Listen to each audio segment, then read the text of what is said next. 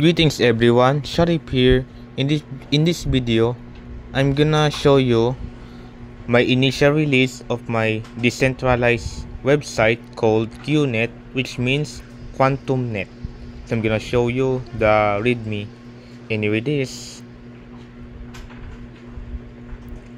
and also you can donate in this address of Bitcoin to support the project. And here's the Python script you can use to test, and also you can install some modules in Python if not yet installed, because some parts will not function without some of the modules in Python.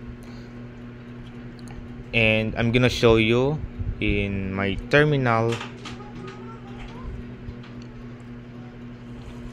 and here it is. The Cloudflare tunnel active is in this website, so I'm gonna try to open it here.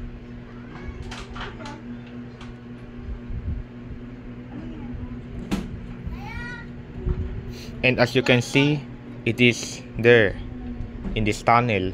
So you can do whatever you want. You can post a video, you can post some of the messages or some files, and also the leaks, just like the WikiLeaks. And also you can search some content.